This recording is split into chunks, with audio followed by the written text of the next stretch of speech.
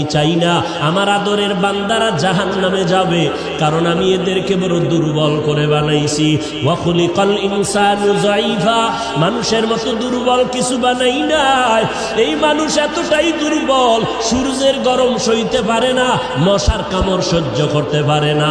এই মানুষগুলোকে আমি আল্লাহ চাই না ওরা জাহান্নামের আগুনে জ্বলবে, ওরা কবরে গিয়া মাটির চাপা খাবে। আমি আল্লাহ চাই আমার প্রত্যেকটা বান্দা বান্দি যেন জান্নাতি হইয়া কবরে আসতে পারে। এরপরেও যারা মেজাজটা গরম করিয়া দুনিয়ার মোহে পড়িয়া আমি আল্লাহর সাথে গাদ্দারি করিয়া আলেম ওলামাদের বিরুদ্ধে চলে যাবি, তোরা একটু শুনিয়া রাখ, আল্লাহর কোরআনের ঘোষণা শুনিয়া রাখ।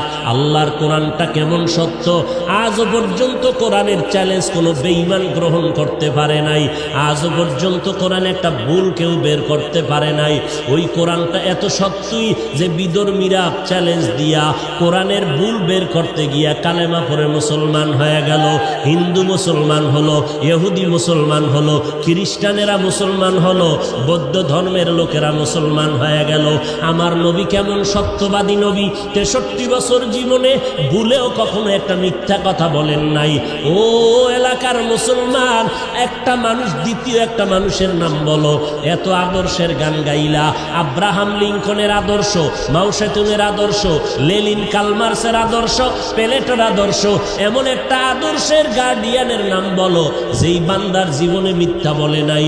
দুনিয়াতে একটা মানুষ, একজন ব্যক্তি রহমাতুল লিল আলামিন, কেমন নবী আমার যার জীবনে 63 বছর হায়াতে ভুলেও কোনো একটা মিথ্যা কথা বলেন নাই। বেঈমানেরা পর্যন্ত আমার নবীকে সততার কারণে কি উপাধি দিয়েছিল বলো?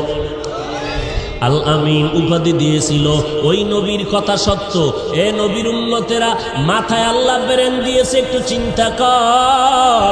যদি কোনো ধোকায় পড়িয়া থাকো, অন্তরের একটু জিজ্ঞাসা কর, ওরে যদি বুঝি হুজুরে মিথ্যা কয়। লক্ষ লক্ষ নবীরা তো মিথ্যা বলতে পারেন না, লক্ষ লক্ষ সাহাবায়ে কেরাম মিথ্যা বলতে পারেন না, লক্ষ কোটি কোটি ওলামায়ে কেরাম মিথ্যা বলতে পারেন না। নবীদের কোনো গুনাহ নাই, এরপর মরণ পর্যন্ত কান্নার আওয়াজ। অন্ধকার কবরে আমি একা কেমন করে থাকব? সাহাবায়ে কেরাম মিথ্যা বলেন নাই।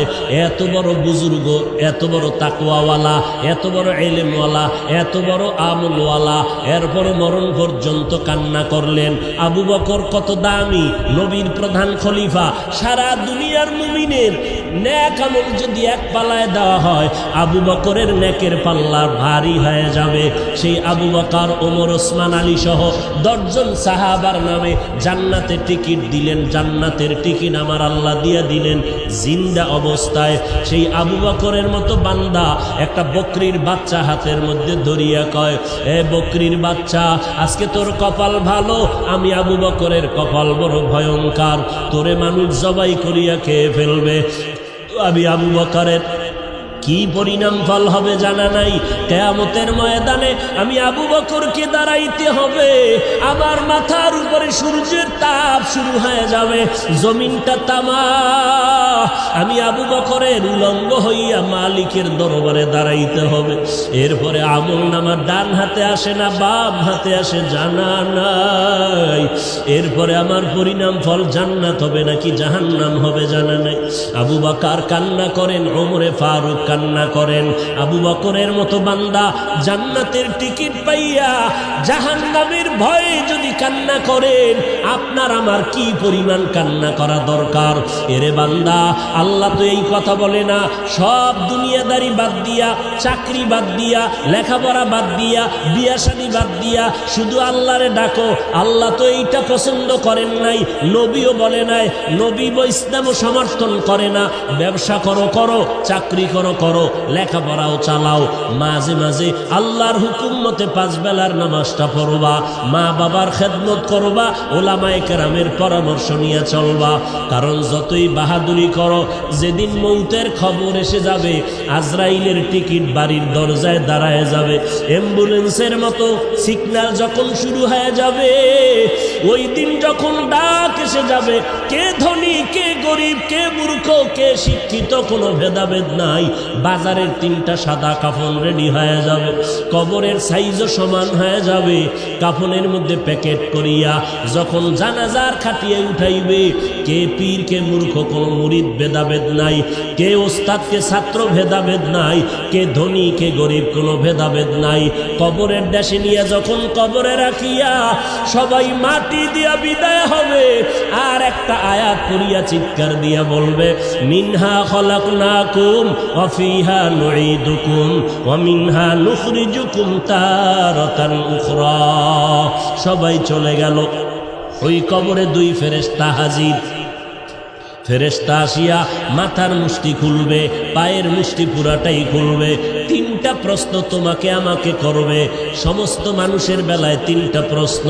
রবের পরিচয় দাও, ধর্মের পরিচয় দাও, রহমাতুল লিল আলামিনের পরিচয় দাও।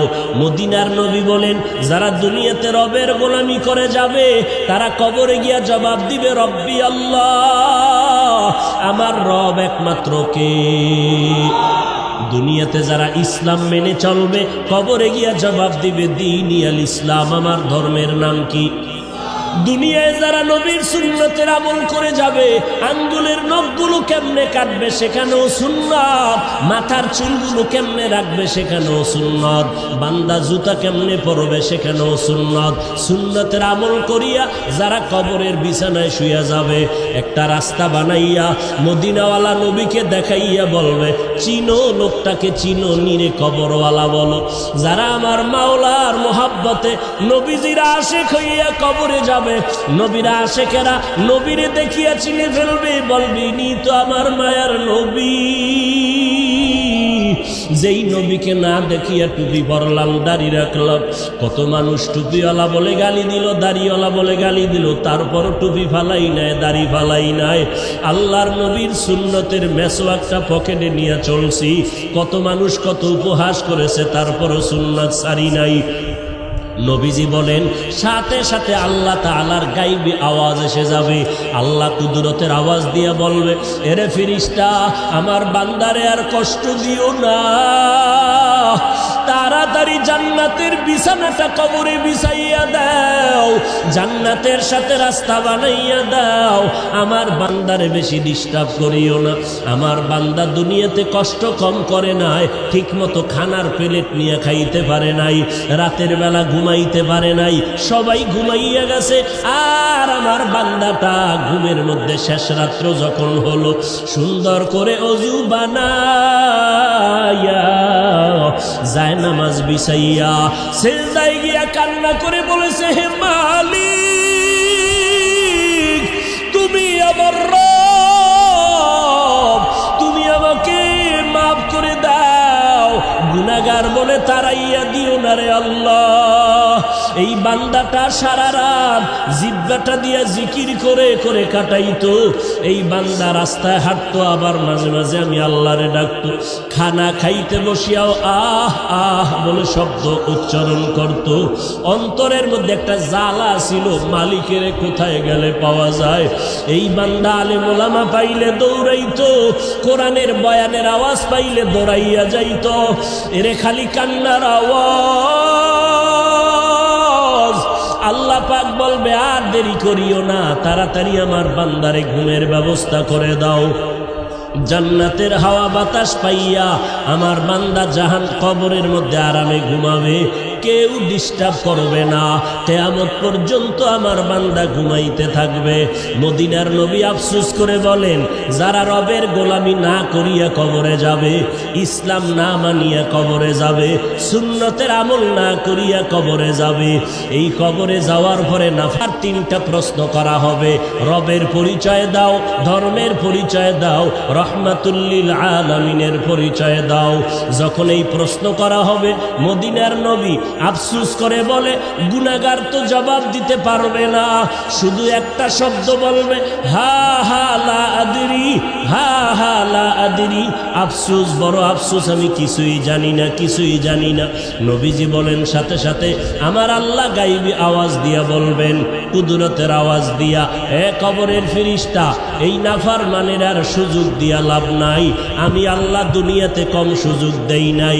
আমার দেওয়া চাঁদের আলো, সূর্যের আলো, ভোগ করলো, আমার দেওয়া পানি, আমার দেওয়া বাতাস, আমার দেওয়া নদীর মাছ, গাছের ফল খাইয়া, জমিনের ফসল খাইয়া এই কপাল পোড়া একবারও আলহামদুলিল্লাহ বলে নাই। ওলামায়ে কেরাম পায়ে ধরে ধরে নামাজের কথা বলতো। এই নাফরমান গুনাহগার আজান শুনিয়া একবারও মসজিদে গিয়া নামাজ আদায় করে নাই। এমন কপাল পোড়া নিজেও টুপি পরে নাই, যারা টুপি পরতো তাদেরকেও পছন্দ করে নাই, নিজেও দাড়িটা লম্বা করে নাই, যারা দাড়ি লম্বা করতো তাদেরকেও পছন্দ করে নাই, নিজেও পর্দা করে নাই, যারা পর্দা করতো তাদেরকেও পছন্দ করে নাই, নিজেও পাগড়ি পরে নাই, যারা পাগড়ি পরতো তাদেরও পছন্দ করে নাই, নিজেও আমি আল্লাহর জিকির করে নাই, যারা জিকির করতো তাদেরকেও পছন্দ করে নাই। এই নাফরমানকে আর সুযোগ দিয়া লাভ নাই, এখনই কবরের মধ্যে জাহান্নামের বিছানাটা বিছাইয়া দাও, জাহান্নামের সাথে রাস্তা বানাইয়া দাও। জাহান্নামের আগুন কবর ভরে যাবে, একটা না দুইটা না 70 থেকে 99টা সাপ কবর এসে ভরে যাবে। মদিনার নবী বলেন, ও দুনিয়ার মানুষ, জাহান্নামের কথা যখন কানে আসবে, আল্লাহর কাছে ক্ষমা চাওয়ার চোখের পানি ছেড়ে তওবা করো। এর বৃদ্ধ বাবাজি, ও পর্দার আড়ালের মা বোনেরা, ও যুবকেরা, কয়দিন আর যৌবনের বাহাদুরি করবা? এই দুনিয়া কিছুই না। ওরে আমার মাওলার ধরা তো বড় কঠিন। এই মহামারীতে কত প্রাণ চলে গেল রে বাবা। ওই সাদা কাপড়ের প্যাকেট যেদিন হয়ে যাইবা, কে আপন কে পর কেউ সাথে নাই, সবাই জামাটা খুলিয়া বেলেট দিয়া গেঞ্জিটা কেটে রেখে দিবে। ওই মাটির কবরে যখন নিবে, কেমনে তুমি কবরে একা একা থাকবা? আজকে বাতি ছাড়ায় অন্ধকার রুমে একা থাকতে বড় ভয় পাই। ওরে আল্লাহর বান্দারা, একটু নিজের গুনার দিয়ে তাকাইয়া তওবা করো, আর আমার আল্লাহকে ডাক দিয়া বলো, হে মালিক, এই ময়দানে আমার মতো অপরাধী কেউ নাই। কপাল বুঝি পুড়িয়া গেল, গুনার কারণে দিলটা পাথর, চোখে পানিও নাই। আয় আল্লাহ, দিলটা নরম করে কান্নাওয়ালা চক্ষু দান করে দাও। আমার আল্লাহর ধরা বড় কঠিন। অন্ধকার কবরে বান্দা যখন যাবে গুনাহগার, আল্লাহর নবী বলেন, আমার আল্লাহ রাগান্বিত হইয়া কুদরতের আওয়াজ দিয়া বলবেন, এরে কবরের মাটি,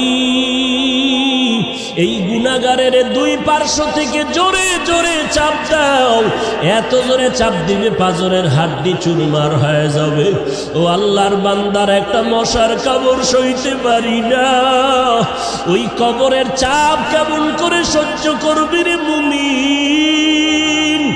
জাহান্নামের ভয়ে যদি আম্বিয়ায়ে কেরামরা কাঁদতে পারেন, সাহাবায়ে কেরামরা যদি কবরের আযাবের ভয়ে কাঁদতে পারে, আমাদের কপাল কি পুড়িয়া গেল?